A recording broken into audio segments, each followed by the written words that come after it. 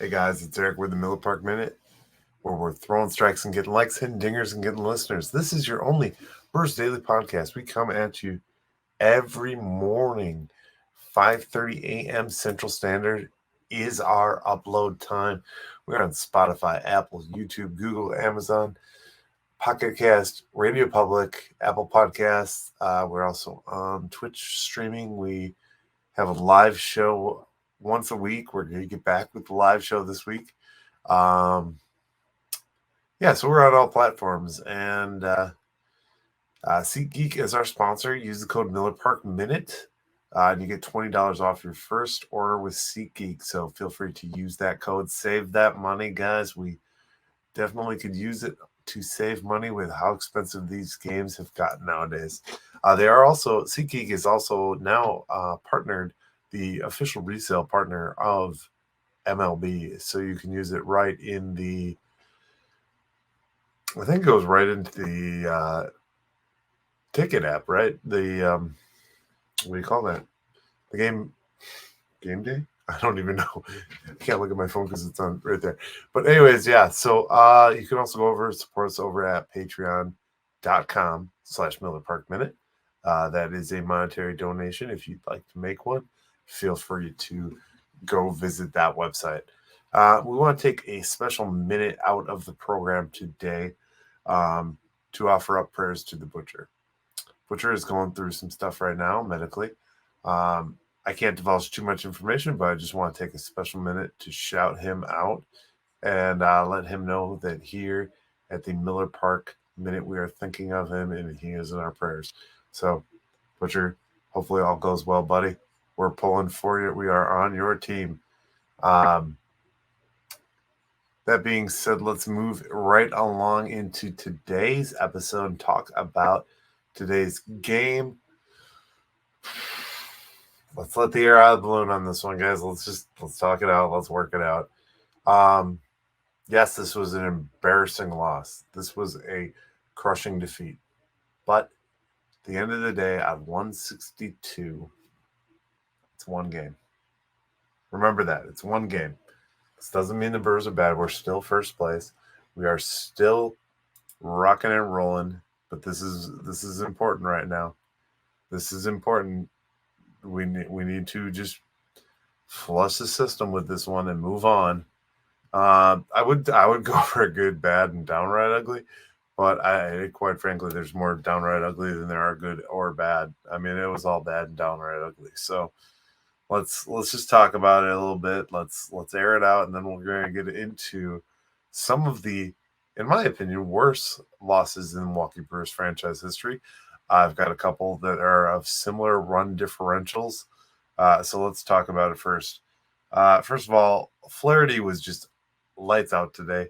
Looked a little shaky. Looked a little like Jack Flaherty has been looking. And then in the first inning, and then we failed to capitalize. And then he got shut down after that. He only allowed 3 hits, no earned runs, struck out 10. I had a really high whiff rate. Nolan Gorman today went 3 for 5. He had a homer, a double, a walk, and 5 RBIs, 2 runs scored. Tommy Edman, 4 for 5, homer, 2 run, 2 RBIs, and 4 runs scored on his line. So the thing is with these Cardinals, and a couple weeks ago I made the comment that I wasn't afraid of the Cardinals. I'm not afraid of the Cardinals. The Cardinals have still proven themselves to be pretty bad, but they always do have our number, and we always have to remember that anytime Giovanni Gallardo was on the mound against the Cardinals, it just got ugly for him, and that's been the history. And later in this video, we're going to talk more about the history of the Milwaukee Brewers and the St. Louis Cardinals, and just go over some of these rough losses just to kind of compare this. This is just kind of a solace episode, man. We're just trying to get some clarity and move past it. Let's talk about Freddie Peralta real quick. Freddie Peralta went 5 in the 3rd innings. He gave up 6 hits, 6 earned runs. He did strike out 4. He gave up 1 home run. Just an ugly outing. Again, Bryce Wilson, 1 2/3 innings. 3 hits. He gave up 2 runs. Varland had the blow-up inning. He gave up 9 runs. So he was part of that 10-run inning. And then Brasso came out to get the final out. Eric came off the base, basically got a different glove and came out to pitch. He gave up the grand slam that really put the nail in the coffin. So his ERA is 27. Worst ERA on the Brewers. Terrible, terrible pitcher. It's because he's a position player. Not like Hernan Perez back in the day. You don't want let Brasso pitch. That won't be a t-shirt. Let me tell you, this was a blow-up game. This is one to flush down the toilet. Brewers in the end only had 6 hits, 1 run on 6 hits. Just ugly, ugly stuff. Got our butts kicked. And all ugly across the board. I mean, there was really 2 guys hitting out there today, Tellez and Winker. Weimer did get one, and so did Owen Miller, who pinch hit late. Other than that was blank skis across the board. Blank skis across the board. And here's another note about this game. This is just totally aside from everything I've talked about. I wonder if anything is whispered under their breaths between William and Wilson Contreras at the plate when either or is at the plate. That's just me, a personal curiosity I have. I can imagine there's either text or something going down beforehand and then maybe something during the game a little bit. We haven't seen any blow-ups between the two of them. I think it would be funny and entertaining to see a little brotherly brawl, but they may play it with more class. They do have respect for the game, or they seems like they do. So the other big thing here, the Cardinals were able to sprinkle 16 hits on us and scored 18 runs. So 17-run gap. Everybody was hitting for the Cardinals today. Goldschmidt had 2. Newt Barr had 2 hits. Kitzner came in and had a hit. Nolan Gorman, like I said. Arenado, 2. Just they were getting the hits at the right times. Only Contreras didn't have a hit. Donovan. So some of these guys are struggling on the Cardinals and don't have hits, but the guys who are the all-stars are going to hit. The guys that are going to hit are going to hit. Nolan Arenado and Goldschmidt are those guys that you have to be careful with in the Cardinals lineup. They're the corner pieces, the MVPs. I talked about them in the season preview a ton. They are always going to be dangerous to us. It doesn't matter who's pitching or who's on the mound. They're going to be dangerous. The Cardinals are a dangerous ball club. There's no laughing matter here. There's no putting it back. It is what it is. They are dangerous. If we look at history, history was made. The Brew Crew suffered the worst loss in franchise history to the Redbirds. So this is by far the biggest run differential loss to the Cardinals. This is first, 18-1, 17 runs difference. But what I will say about this is not the worst loss in Brewers franchise history to the Cardinals. I can talk about the World Series. I can talk about Game 6. You name it, I can talk about it. So I obviously wasn't alive at the time of the 1982 World Series. I was born in 85, but losing in a World Series to a team is a lot different. We were in the AL back then, though, so it's a little different. Otherwise, the NLCS, I have to say, was probably the big hurt for me because I thought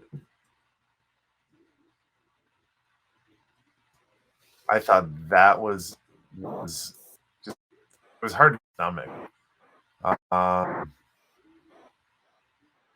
Really, it was a blow game. I mean, on the Brewers way. I mean, we had to go to Game 7 if we won that one, but it was sad. I was there. It was 12-6. Markham got the L. Just an ugly game across the board. That's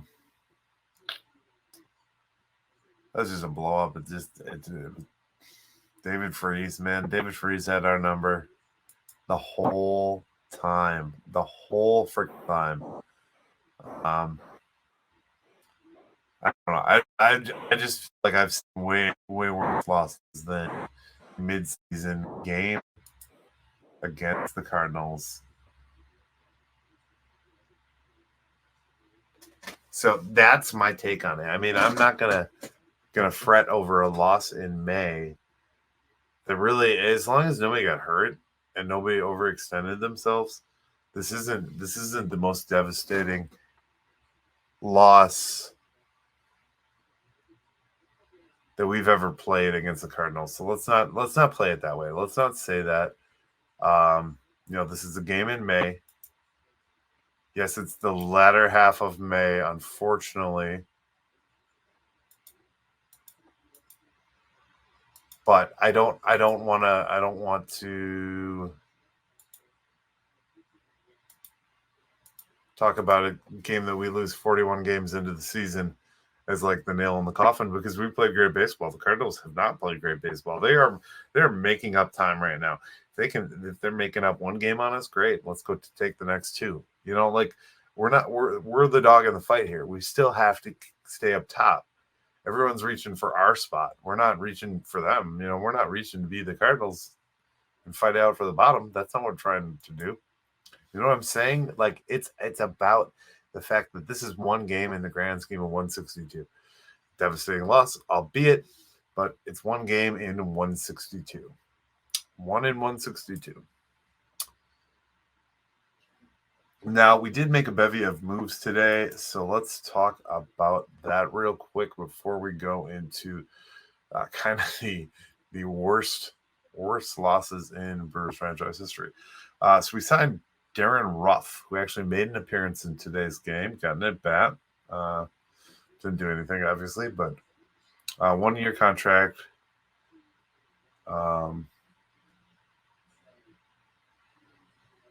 With Trevor McGill recalled from AAA Nashville.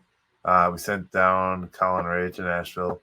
Voit was placed on the 10-day injured list with a neck injury. Brandon Woodruff was then transferred to the 60-day IL. Basically, that's a formality. His 60-day IL is retroactive, so it's not that he's doing any worse. There's no bad news about Brandon Woodruff. It's just a formality to make space and to make all these moves work and fall into place. So that's the update there.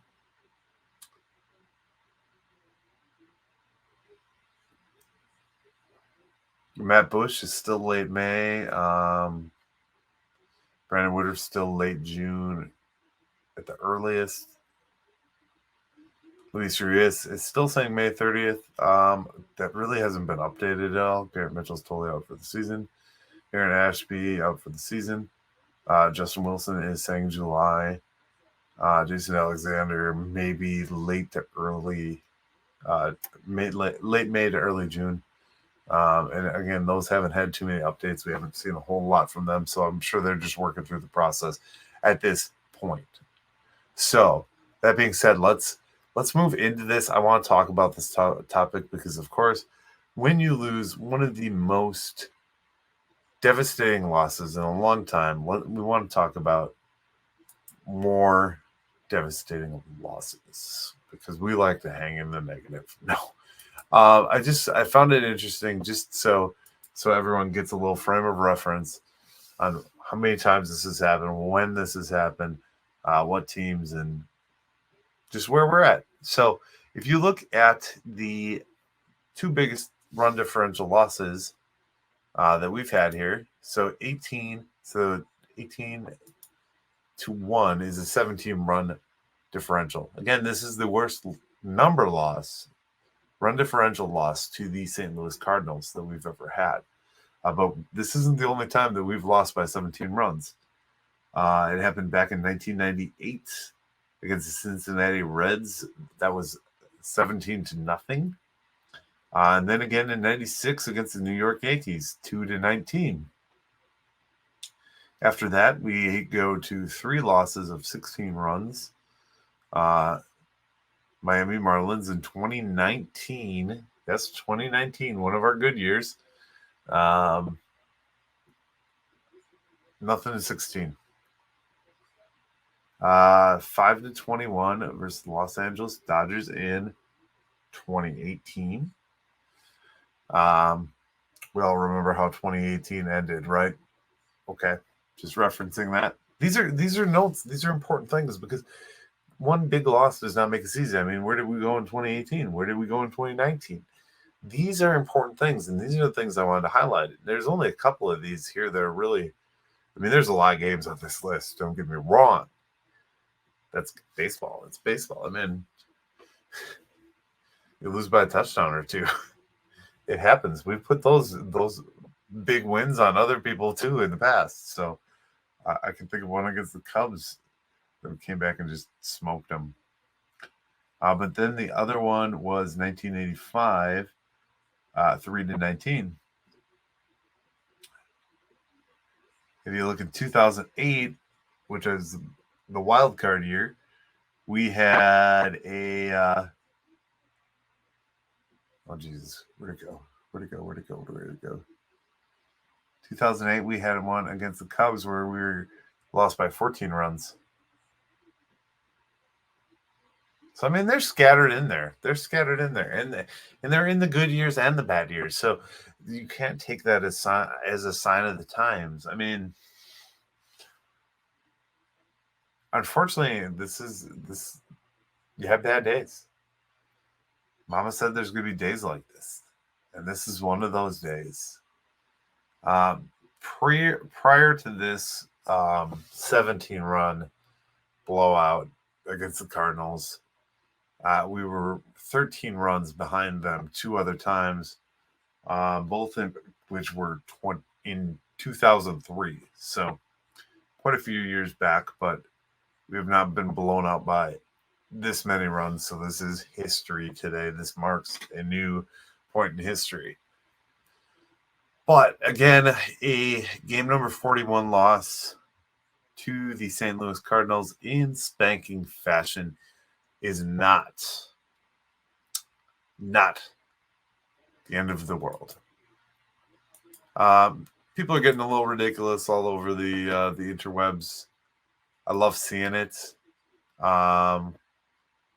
Just strictly in the fact that I think we handle baseball differently than anything else. And the reason I say that is I think people get more and more angry because a team doesn't.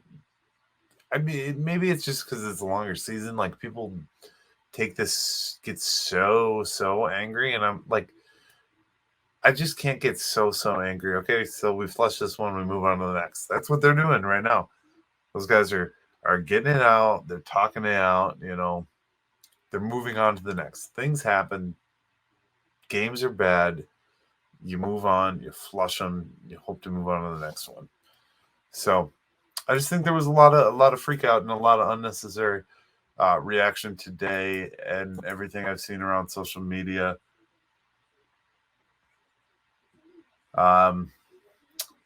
Christian Yelich. Let's talk about this for a minute because this is kind of cool on the stats front.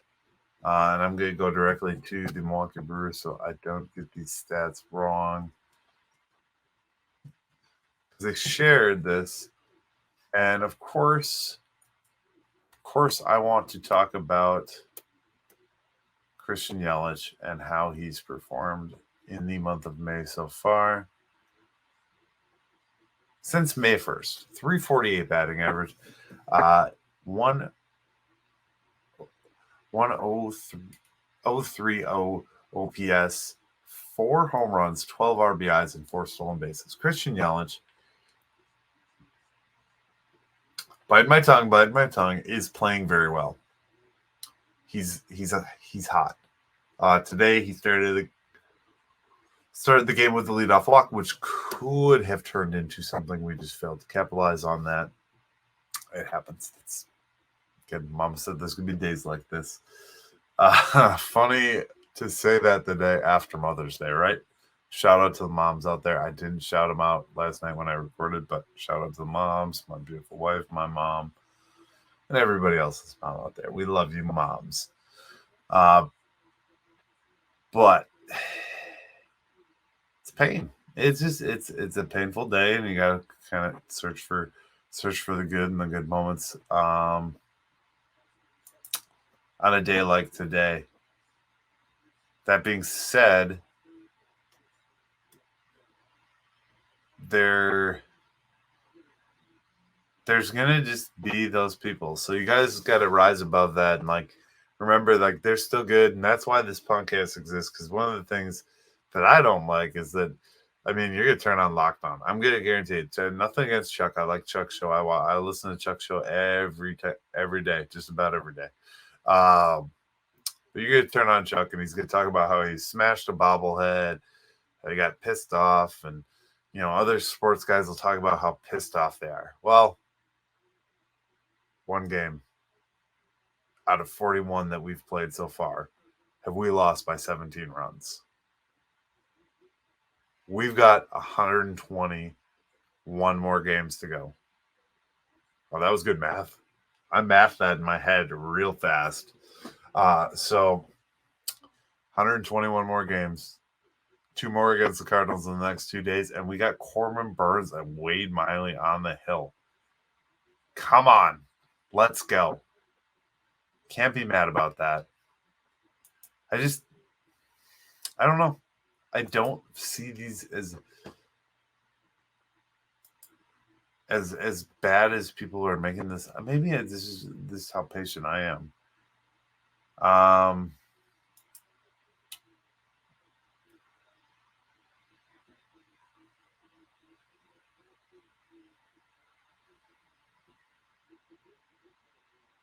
Cardinals hold the wins over us from.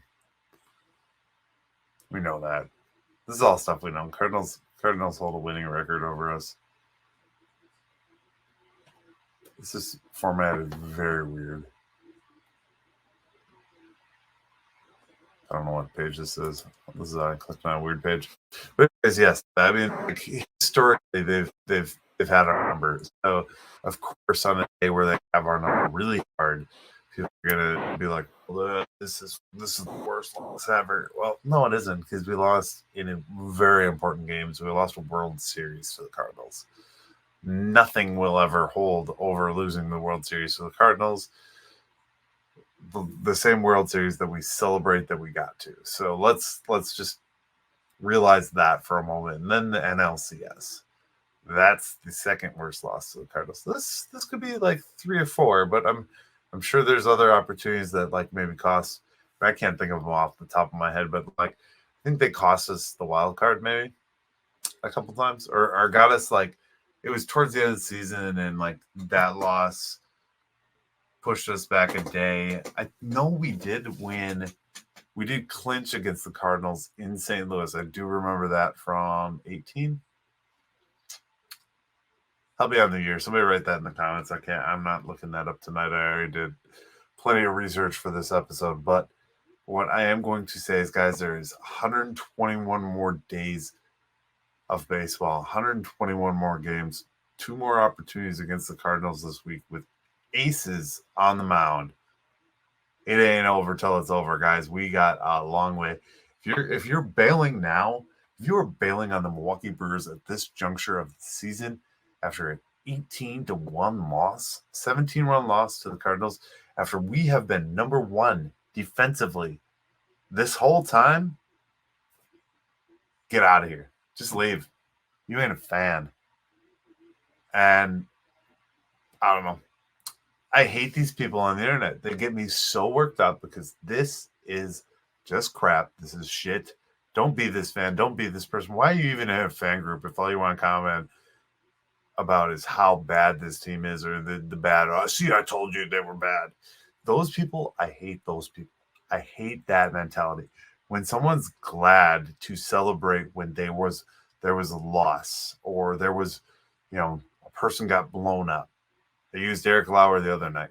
when someone celebrates the fact that they were right about somebody or they commented something that was right, everybody wants to be right about Christian Yelich. I posted that I think he's going to get 30 home runs, and somebody said, "Is this your first Brewers game you watch?" Hardy har har har. And I'm like, I mean, then I added the Hardy har har har. But are you fucking kidding me? Pardon the language, but are you fucking kidding me? It's called optimism. Glass half full. Have it sometimes, guys. This is goddamn ridiculous. I got myself worked up now. See? Look what happens. Look what happens when you read stupid comments on the internet. You get worked up. You get angry. I don't know. We got Miley on the hill tomorrow. Let's go. Let's get him. I'm out. I'm done. I can't talk about this idiocy anymore. People being pissed off over it. Fucking one game on 162. Why are you fans? Why are you a fucking fan? Pardon my language again. Sorry, F-bombs, but it's just it's irritating. Am I the only one? Probably not. Comment down below if you're irritated with how bad these fans are too. I can't be the only person who has this mentality. I know there's people that subscribe to me and watch my show and listen to the audio podcast. Tell me that you don't believe. DM me if you're on the audio podcast. I know there's no comment section on the audio podcast, but DM me on Instagram or Twitter, one of those two places, and tell me that you're in that positive place. Don't be this person. Don't be that guy. Don't be this angry internet fan that's just bitching about everything, because it's not going to make you happy. And when something good happens, you're not going to realize it because you're too stuck in the fact that we lost by 17 runs to the St. Louis Cardinals one day out of 162. All right, guys. I'm out. I'm done. I can't talk about this anymore. It's irritating. It sucks. Losing sucks. This is my ranting. This is my raving. I'm done with it. I ain't going to focus on this one anymore. Flush it, move on. Let's go get them tomorrow, guys. Go Brew Crew. You guys have a great rest of your night, and thank you again for watching the Miller Park Minute. Remember to rate and review and subscribe if you can. Thank you. Go Brew Crew. Thank you for watching the Miller Park Minute. Go Brewers.